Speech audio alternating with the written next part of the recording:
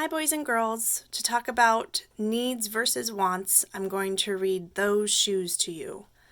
And this is written by Meredith Bolts and illustrated by Noah Jones. I have permission to read it to you from Scholastic.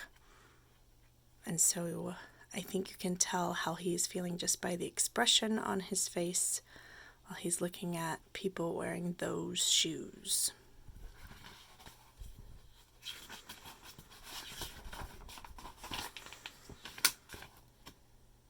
There's the title page.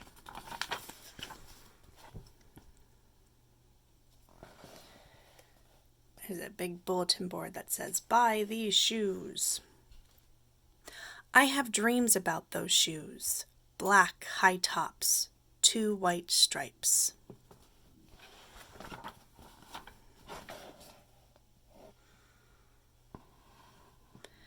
Grandma, I want them.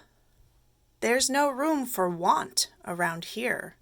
Just need, Grandma says. And what you need are new boots for winter.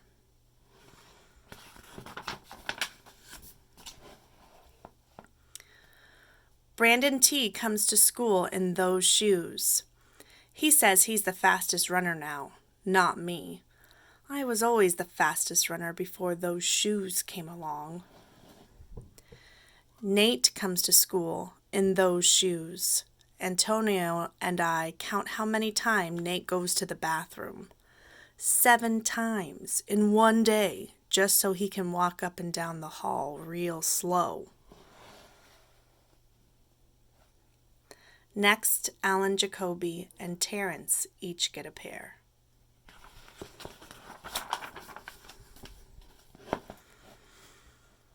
Then one day, in the middle of kickball, one of my shoes comes apart.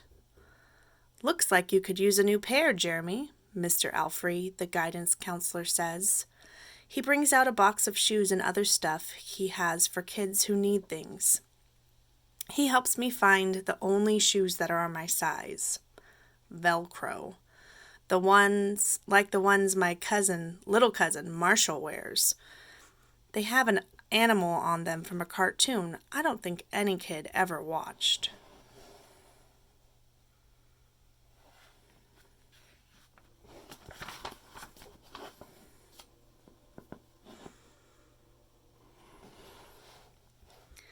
When I come back to the classroom, Alan Jacoby takes one look at my Mr. Alfrey shoes and laughs.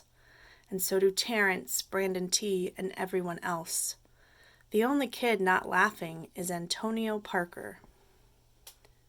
I think you can figure out who Antonio Parker is. At home, Grandma says, "How kind of Mr. Alfrey." I nod and turn my back. I'm not going to cry about any silly shoes, but when I'm writing my spelling words later, every word looks like the word shoes, and my grip is so tight on my pencil I think it might bust.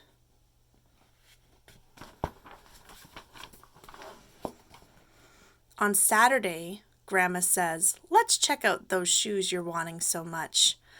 I got a little bit of money set aside. Might be enough. You never know."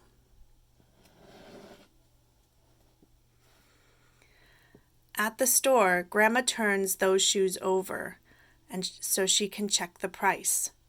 When she sees it, she sits down heavy. "Maybe they wrote it down wrong," I say. Grandma shakes her head.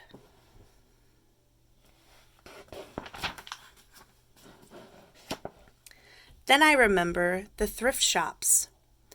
What if there's a rich kid who outgrew his or got 2 pairs for Christmas and had to give one of them away? We ride the bus to the first thrift shop. Black cowboy boots, pink slippers, sandals, high heels, every kind of shoes except the ones I want. We ride the bus to the second thrift shop. Not a pair of those shoes in sight. Around the corner is a third thrift shop. I see something in the window. This says, "Return thrift shop." Wonder what he sees. Black shoes with 2 white stripes, high tops, perfect shape, $2.50. Those shoes! My heart is pounding hard as I take off my shoes and hitch up my baggy socks. How exciting, Grandma says. What size are they? I shove my foot into the first one, curling my toes to get my heel in. I don't know how, but I think they fit.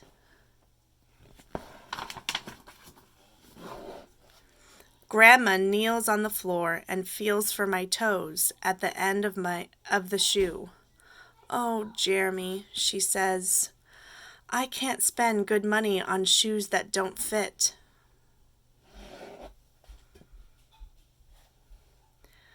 I pull the other shoe on and try to walk around. They're okay, I say, holding my breath and praying that my toes will fall off right then and there. But my toes don't fall off. I buy them anyway with my own money, and I squeeze them on and limp to the bus stop.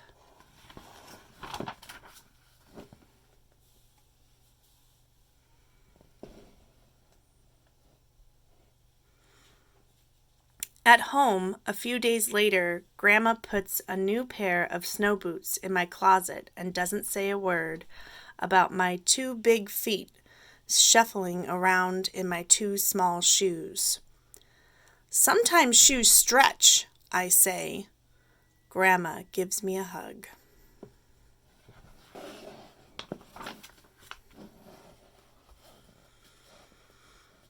I check every day, but those shoes don't stretch. I have to wear my Mr. Alfrey's to school instead. One day during math, I glance at Antonio's shoes. One of them is taped up, and his feet look smaller than mine.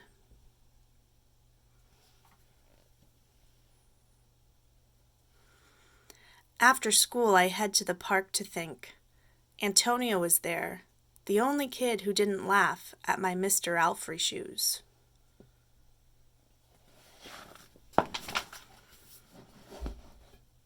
We shoot baskets. A loose piece of tape on Antonio's shoe smacks the concrete every time he jumps. I think, I'm not going to do it. We leap off the swings. I'm not going to do it. We race from one end of the playground to the other.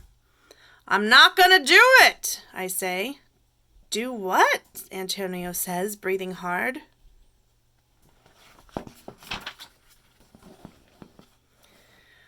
Grandma calls me for supper and invites Antonio over too. After supper, he spies my shoes. How come you don't wear them? Antonio asks. I shrug. My hands are sweaty. I can feel him wishing those shoes were his.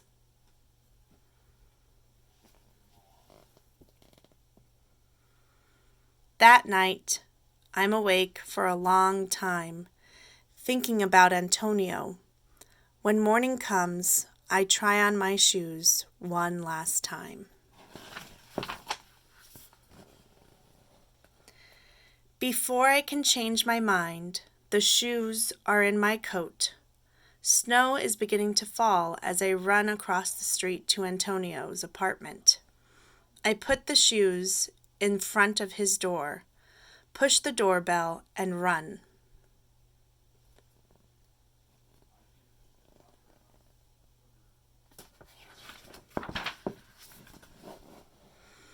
At school, Antonio is smiling big and in his brand new shoes.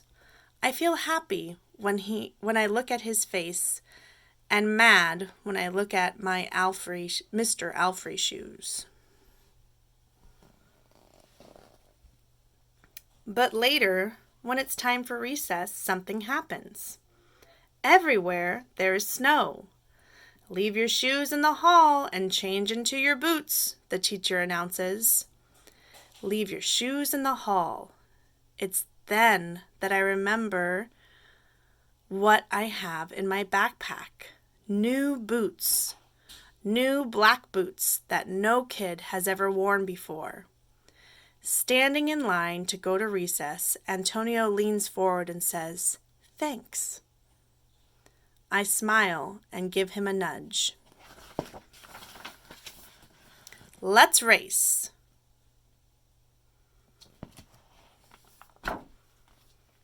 The end.